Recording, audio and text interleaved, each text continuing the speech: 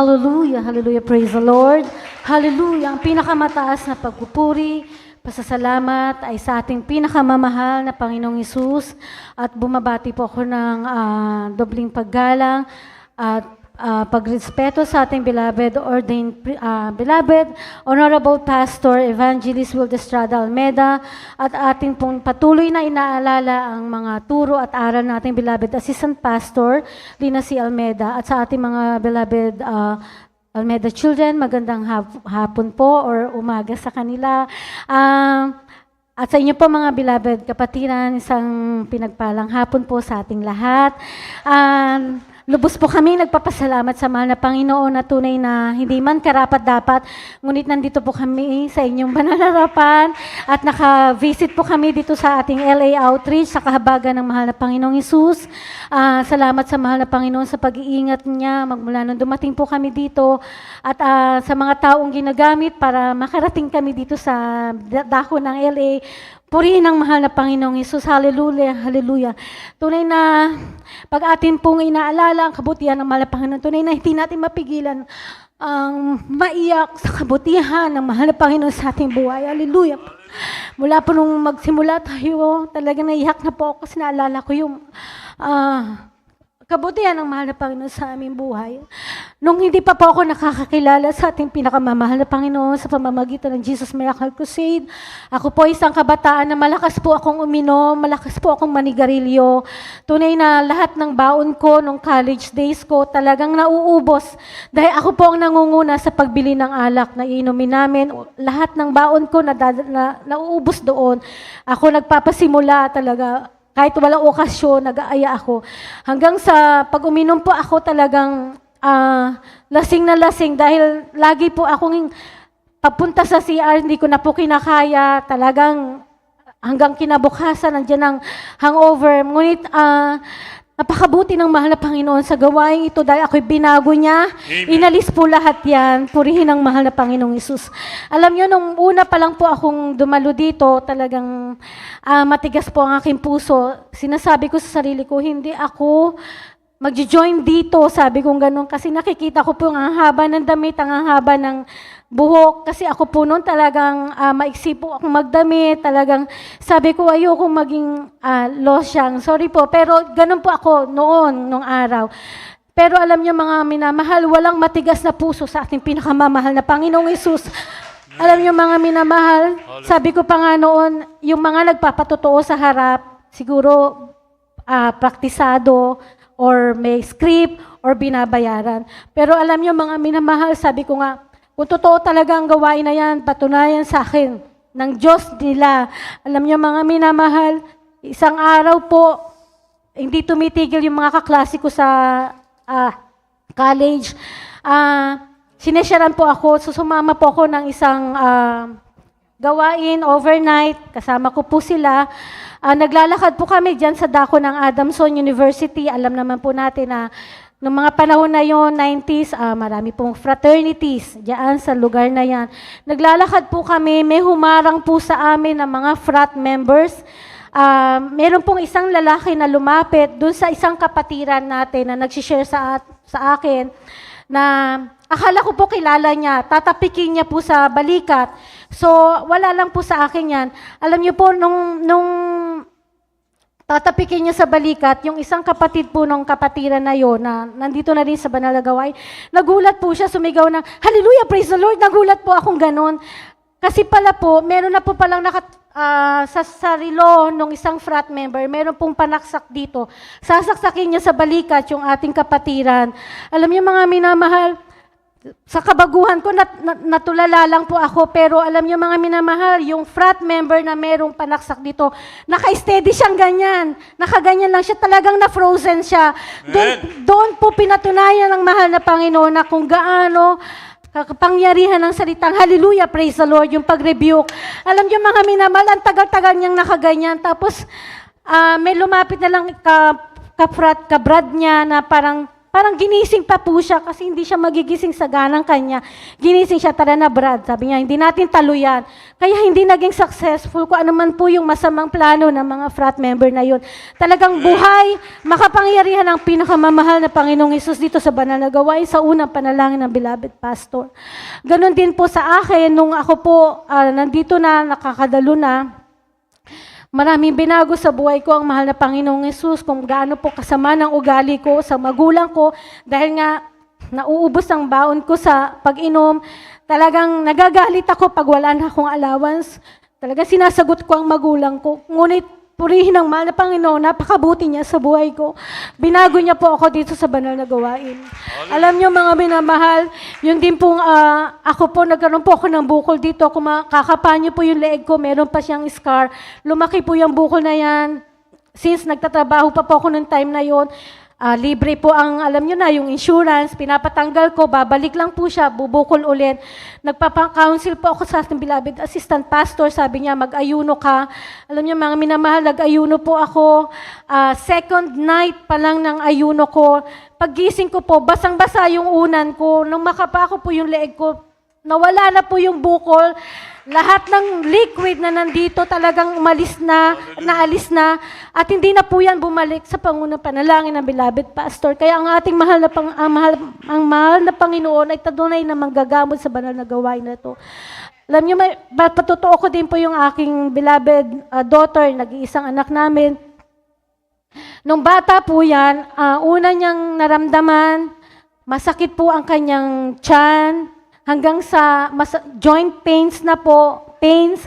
Tapos alam niyo mga minamahal, isang araw, hindi na po yan makatayo, hindi na yan makalakad. Dinala po namin yan sa dako ng Chinese Gen. Kasi po nakita ko po parang nagpasa-pasa na po yung buong katawan niya. Parang yung namumuo yung dugo sa buong katawan niya. So talagang bilang isang magulang, nandun ang takot. Alam niyo mga minamahal, dinala namin yan, pina-check up namin sa Chinese Gen. Pa-check up pa lang po yan, hindi na yan pinauwi. Ang findings po sa kanya is Henoch shoreline purpura. Bali yung sakit na po yun is autoimmune disease. 1 out of 10,000 lamang po na bata ang nagkakaroon nun. At ang pinaka-effect niya sa katawan, yung kidney niya. Sisirain nun. Pero alam niyo mga minamahal, nandun siya sa Chinese Gen, confined siya. Pero nasa gawain na po tayo noon. Ang aking beloved daughter noon, bilang batang edad niya po, ang dami niya ng tusok sa katawan. Nag-pray po siya sa mahal na Panginoon. Sabi niya, mahal Panginoon, nasasaktan na ako. Ayoko na po dito. Ilabas niyo po ako. Kasi actually, puro pain reliever lang po ang binibigay. Talagang wala pa yung gamot. So, sabi niya, uwi na tayo. Labas niyo na ako dito. So, nilabas namin siya ng Chinese Gen, pinag-pray po sa gawain natin, ang mga prayer warriors, beloved preachers. Sa dako po ng May Kawayan outreach pa noon, wala pa po tayo sa Marilao na sa May Kawayan. Ang ating pong outreach noon, nirerentahan po nating sinehan, so mataas ang hagdanan. Binubuhat po yan pag-a-attend dahil hindi po talaga siya makalakad, dahil joint pains, ang una niya pong nararamdaman. Pero sa patuloy pong napagdalo, alam niyo, sa pangunang panalangin ng beloved pastor, alam niyo po, unti-unting nawala yung pamamasa ng kanyang buong katawan, luminis po yan, tapos hanggang sa makatayo na siya, hanggang sa makalakad po siya, talagang pinagaling na po siya. Nakita niyo po, laki-laki, mas malaki pa sa akin, talagang purihin ang pinakamamahal na Panginoong Hesus. Hallelujah, hallelujah, hallelujah. At sundan ko lang po yung patutungo ng aking beloved husband. Nakita niyo po kung paano siya nahihirapang magsalita. Pero alam ko, darating ang panahon, pagagalingin siya ng mahal na Panginoong Hesus. Alam ko na ganyan siya magsalita dahil bilang patunay na talagang may pinagdaanan po siya. Yes. Alam niyo mga minamahal, i-detail ko lang po ng konting-konti lang po. Yan pong sa screen natin yung inambulansya po siya. Kasi po mga minamahal, nung pong makita po namin siya na sumasakit ang ulo niya. Sabi ko, magpuri tayo, nasa bahay po kami. Ordinaryong araw lang po yon. Magpuri tayo, sabi niya ganun. Yan po naman yung resulta nung kanyang CT scan nung naitakbo na ako. Makikita niyo po yung puting part. Yan po yung blood na kumalat sa utak niya. 54 ml po yan. Ganun kadami po yung kumalat sa kanya. Kung, di ba, yung meron pong artista na naputukan din ng dugo pero hindi niya kinaya. Ngunit purihin ang mahal na Panginoong Hesus. Hallelujah, hallelujah. Mabalik ko lang po nung unang araw na sumakit ang ulo niya, nagpupuri po kami. Alam niyo po, kunwari ang kanta is today's the day. Ang sabi niya, today's, wala po siyang today, sabi niya day. Puro dulo lang po. Kabisado po natin yung mga papuring awitin, pero siya hindi niya makanta yung buong lyrics, puro dulo lang. So alam namin na merong something wrong. Pero alam niyo po, sa kabagan ng pinakamamahal na Panginoon, pagdala namin sa ospital, pagka-CT scan sa kanya, alam niyo po, minamahal, humahangos yung doktor, sabi niya, 50-50 na yung husband mo, sabi niya gano'n. Nasa critical siya. Kailangan siyang ipasok ng operation room dahil ooperahan siya. Alam niyo, pag na-receive niyo po yung ganong balita, para kang binagsakan ng langit at lupa. Parang, alam niyo po, yung parang nanlambot po yung tuhod ko na halos bibigay po ako. Pero, alam niyo po, mga minamahal, nag-text kami sa mga beloved workers, ating pong sa pastoral workers po. Picture lamang po niya, kasi sinend namin yung picture niya. Yun lamang po ang nilay hands ng beloved children, ng beloved pastor, na sabi namin, palahan sa beloved pastor. Picture lamang po sa cellphone. Pero alam niyo po, in-ICU siya agad kasi baka daw hindi kayanin kung tatagalan. Pero kami po noon, parang hindi ko alam kasi ang explanation sa amin, it's either kayanin niya, kung kayanin man niyang operation, pwedeng malantang gulay po siya. So parang po kami, naghihintay pa kami ng talagang kung ano po talaga gagawin namin hanggang sa yung relative po niya, hindi pa lahat nasa gawain. So ako po tawag sa kanila kasi nandito nga po yung ibang relative niya. So sabi ko, anong gagawin ko bilang siya lang po ang save sa family.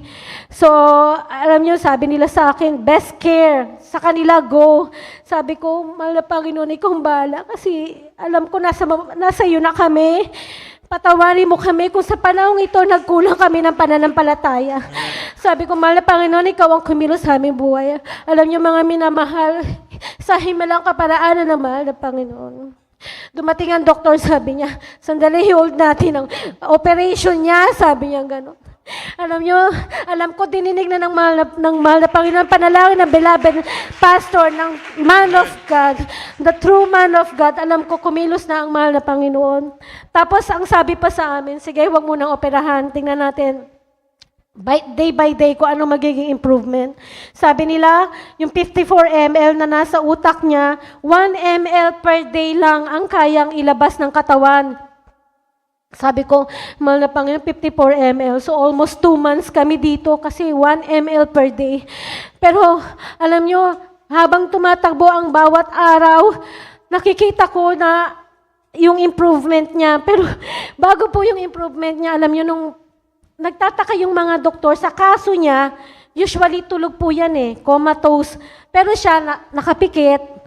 Kasi sabi po namin, nung tinatakbo siya, wala kang sasabihin, kundi, hallelujah, praise the Lord, hallelujah, praise the Lord, hallelujah, praise the Lord. Alam niyo, wala pong ibang masabing salita, may gusto siyang sabihin, hindi niya masabi.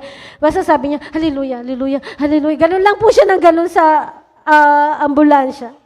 Talagang purihin ang pinakamamahal na Panginoong Hesus. Gano'n ka-powerful ang salita. Hallelujah, praise the Lord. Amen. Alam nyo, magigising yan, hindi niya po ako kilala. Sasabihin ng doktor, sino to? Gano'n lang siya. Hindi niya ako kilala. Anak ko, hindi niya kilala. Pero pag yung mga doktor, pag po makikinig kami ng gawain or manunod kami ng gawain kasi iiyak siya ng malakas. Talagang lakas niyang umiyak. Sasawayin po kami kasi nasa intensive care unit siya ng mga na-stroke. Sasawayin kami ng mga doktor, sasabihin, wag mong paiyakin ang asawa mo. Hindi siya pwedeng masayang-masaya, hindi siya pwedeng umiyak. Pero sabi ko, mahal na Panginoon, ikaw ang pinapanood niya sa banal na gawain, ikaw ang pinupuri niya, hahayaan ko siyang umiyak, hahayaan ko siyang kung anong gusto niya, nagpupuri siya sa isip niya. Kaya, alam niyo mga minamahal, maraming takot na ibibigay sa iyo ang sanlibutan ng mga oras na yon, pero sa mga panahon na yon, ang kakapitan mo lang talaga, ang mahal na Panginoong Jesus. Hallelujah. Amen. Alam niyo, unti-unti lumalakad ang araw. Napapansin ko po sa kanya, sabi ng doktor, umu-okay yung kanyang bleeding. Pero ang napapansin ko po, naninilaw siya eh. Naninilaw yung katawan niya, nagmamanas ang paa niya, lumalaki ang tiyan niya. Tapos may dumating pa sa point na nahihirapan siyang huminga. Doon siya nag-decide mismo sa sarili niya, sabi niya, uwi na tayo. Sabi niya, mamamatay ako dito. Sabi niya, uwi mo na ako. Sandali lang, sabi ko, yung family mo, kailangan, alam naman po natin, siya lang ang so kailangan kong i-consult yung family. Yung buong family ayaw. So ako naiipit, sabi ko, siya ayaw na niya, sabi ko, ilabas ko na siya. Kasi nasa kanya na yung pananampalataya, yung faith. Sabi ko, payagan na natin siya. Sabi pa niya sa akin, kung mamamatay ako, uwi mo na ako. Mahal ng Panginoon ang bahala sa akin, sabi niya. Amen. Alam niyo mga minamahal, nung uuwi na kami, yun nga, sabi ng mga doktor, galit, sabi niya, once ibabalik mo dito yan, kahit nasa emergency yan, sabi niya sa akin, kahit nasa emergency yan, agaw buhay, hindi namin yan gagalawin kasi nireject nyo na yung dapat na ginagawa natin sa kanya kasi pinasign niya kami ng waiver. Sabi naman ni husband ko, sige kahit ako pa mag-sign ng waiver. So talagang nandun yung niya na uuwi na siya. Hallelujah. Alam mo, kahit anong galit ng mga doktor sa amin, kahit takutin pa kami na kahit ibalik siya, hindi nila gagalawin, mamatay daw sa emergency, hindi nila gagalawin. Sabi ko, sige, tuloy-tuloy lang.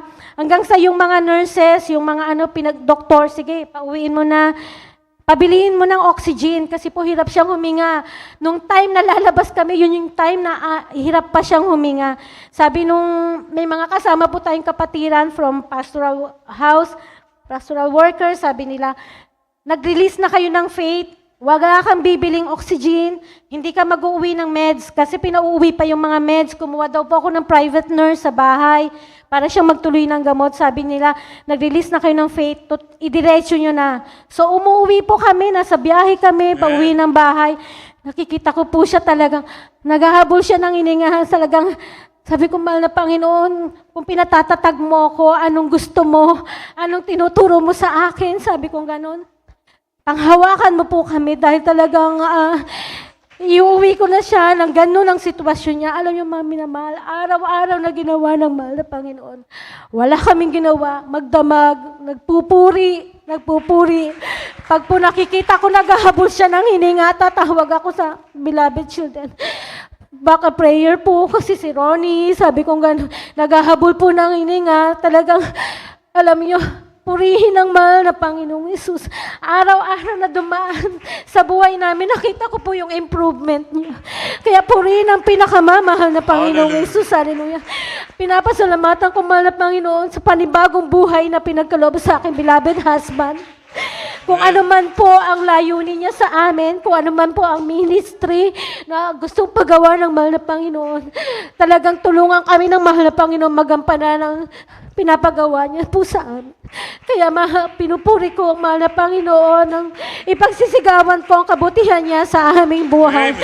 Kaya po mga minamahal, ang pinakamataas na papuri, pasasalamat ay sa ating pinakamamahal na Panginoon sa Panginoon. Praise the Lord! Palakpakan natin ating pinakamamahal na Panginoon. Amen. Praise the Lord.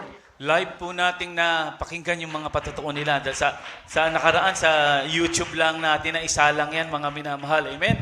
Ngunit talagang makapangyarihan na mahal na Panginoon. Amen.